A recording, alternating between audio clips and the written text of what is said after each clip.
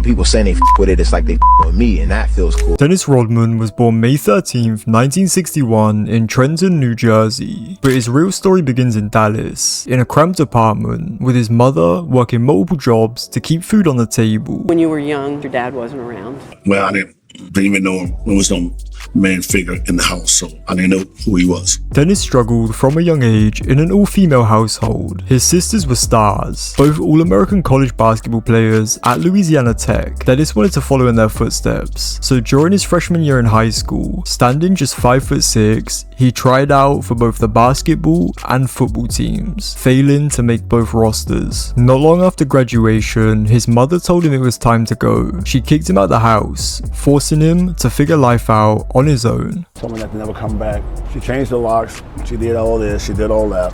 I just sat on the steps of the apartment complex and didn't know where to go. I think that was like one of those breakthrough moments you have in your life, right? Dennis eventually found himself working a janitorial job at Dallas-Fort Worth Airport. He worked there for a couple months until one night, temptation got the better of him. Gold watches, that was dumb, and plus, I thought I was like cool. 50 to 55 watches, yes. But I did one thing that was actually cool that saved my I didn't sell them, I just gave them away.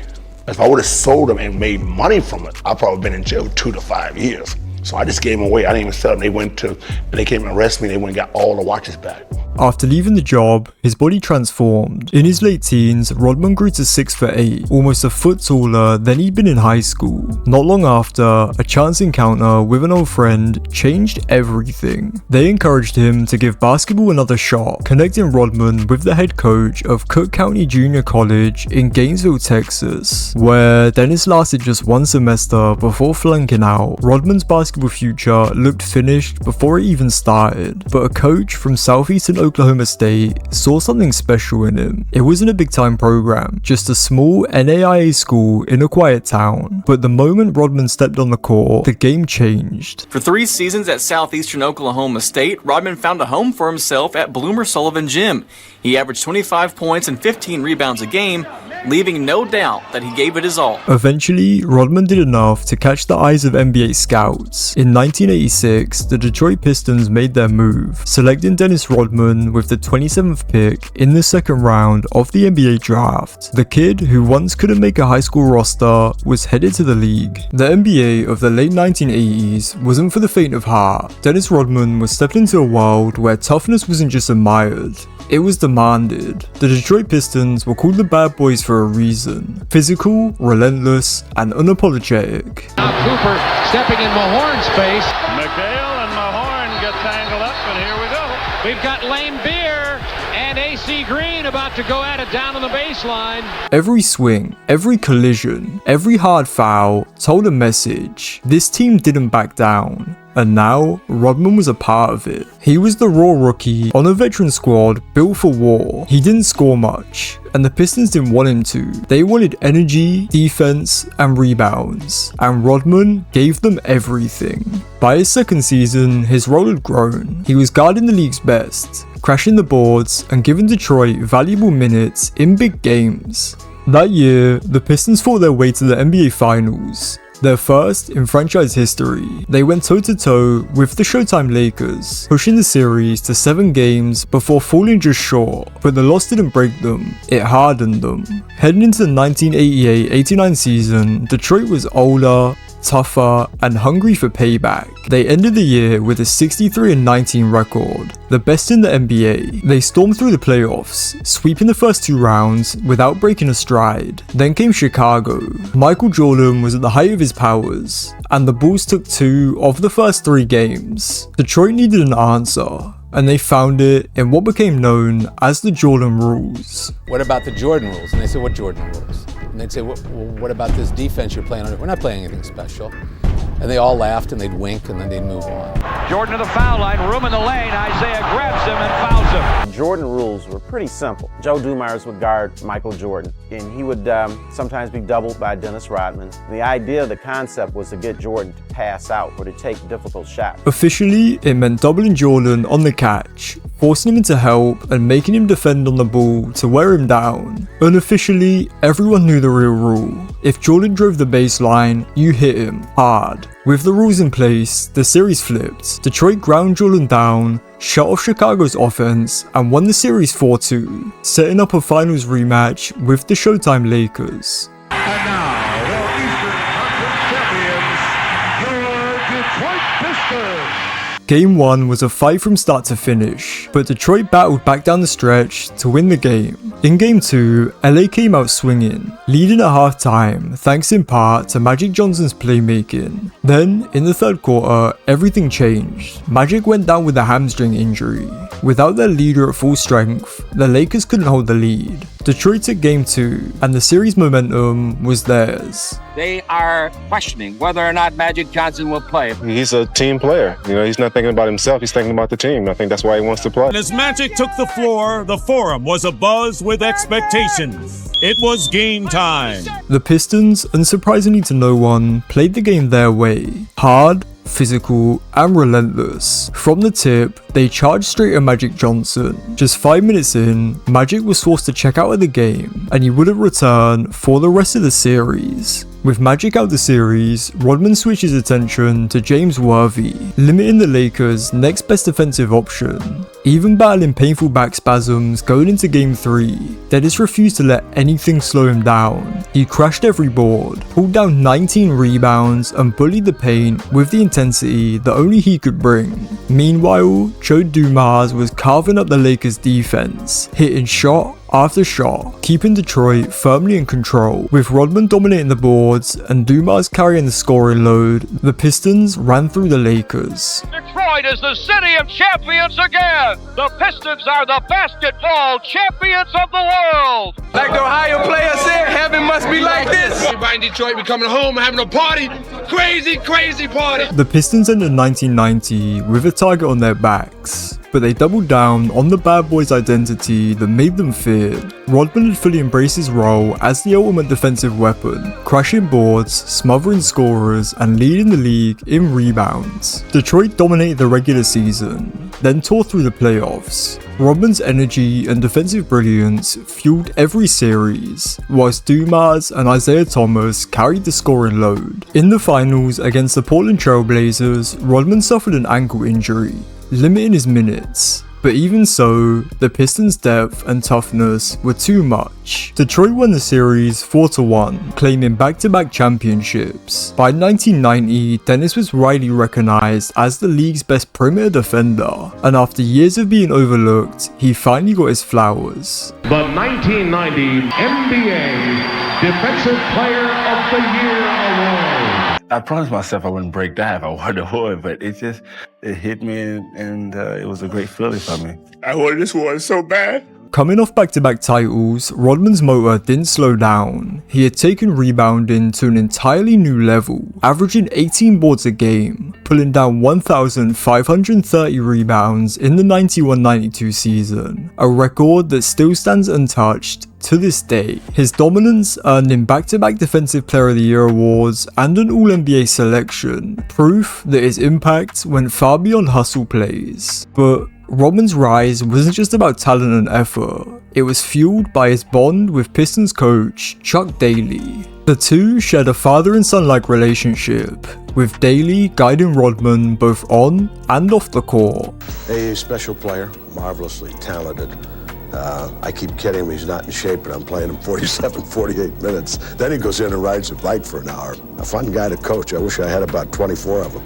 He just kept telling me, Dennis, come to my house. I want you to come over here because, you know, I didn't have no family. But as the Pistons dynasty started to fade, cracks began to show, and soon, Rodman's world in Detroit was about to change forever. There's been speculation Chuck Daly could leave Detroit. Then, on May 18th, 1992, Dennis's nightmare became reality. Chuck Daly resigned as the head coach of the Detroit Pistons. What were you going through emotionally then? I was just trying to figure out what direction I was going. Am I going to persevere in the city or go somewhere else? Without Chuck Daly, Rodman was lost. The man who had been his anchor, The closest thing to a father he'd ever had was suddenly gone, and without that guidance, Dennis began to spiral. Then came the breaking point. He found out his wife had been unfaithful, and not just with anyone, but with one of his own teammates. For Rodman, it was betrayal stacked on top of abandonment, and it pushed him to the edge, leading to the darkest night of his life. He called some people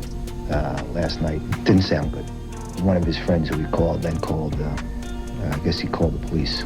A friend calls police because Rodman isn't home in the middle of the night and a rifle is missing from the house. His new book, Bad As I Wanna Be, page 1. Rodman writes of sitting in his pickup truck with a rifle in his lap, deciding whether to kill himself. Psychologically, what took you to that point? It's just a combination of a lot of things. It's just not really having anyone to confide in, not have anyone to be close to, not have anything that was there that was rock solid.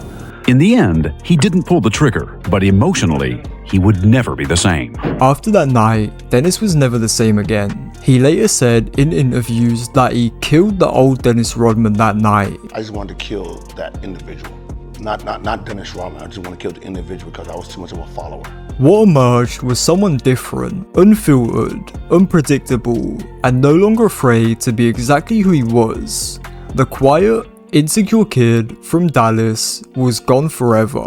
A month later, Dennis stepped back on the court in Detroit for what would be his final game with the Pistons. And the NBA's leading rebounder the last 2 seasons, Dennis Rodman, who played very little today, leaving the court for the final time. Several shots of Dennis Rodman. It's obvious that this was his last game with the Pistons. He played only 10 minutes and they were using just about everybody. It's a very, very sad story. A tremendously talented player who is truly a troubled young man. We're able to make a trade.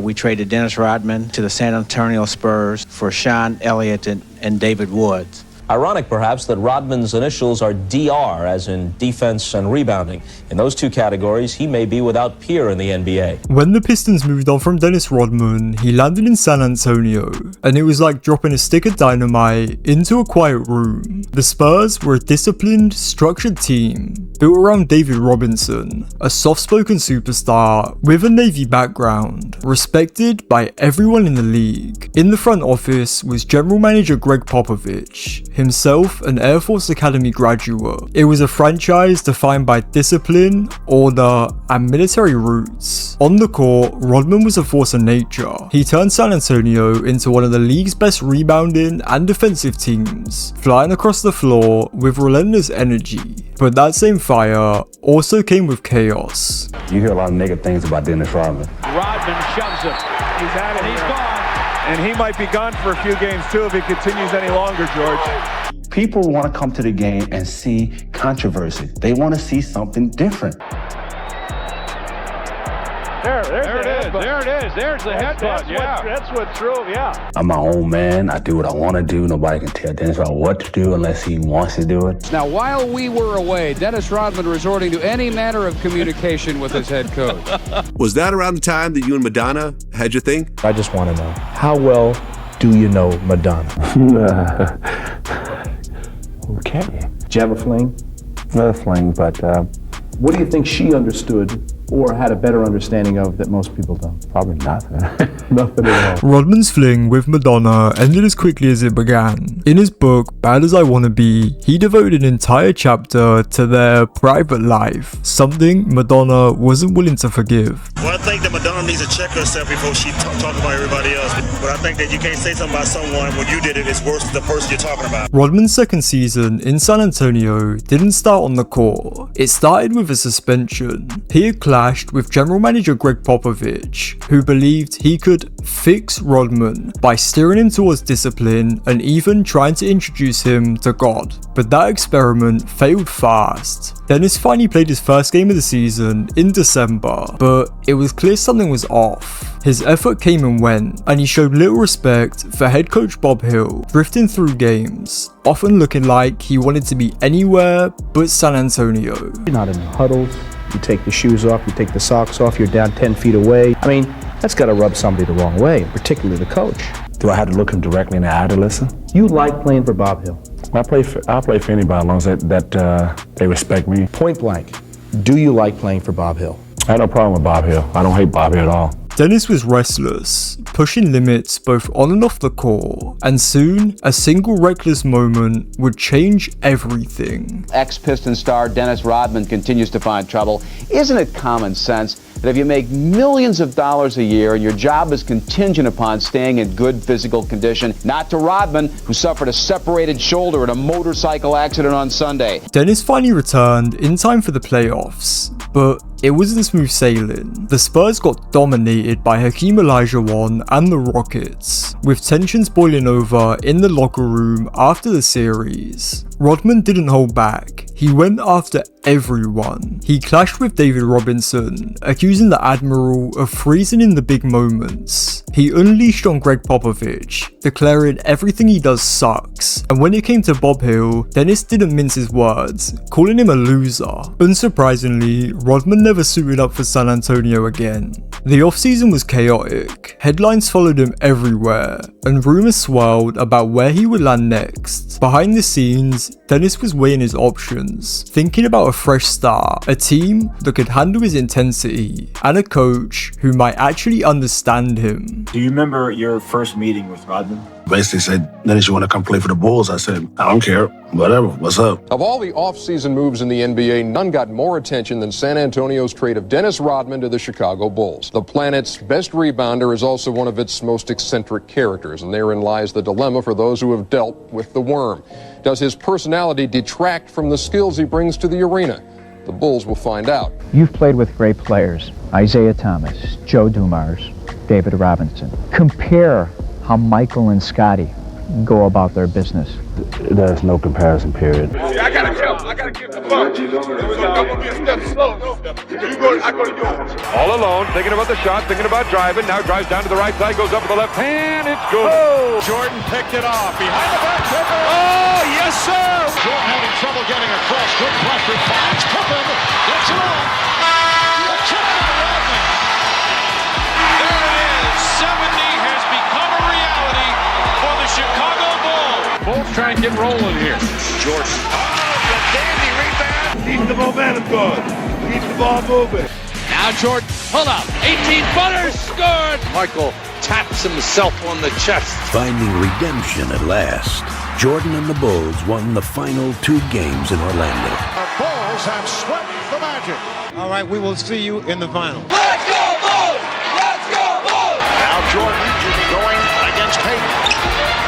Goes to the fadeaway. Kukoc, right side. Shrimp is there. Headed his way. Now it is Kukoc, fires 3, buries it from the right-hand side.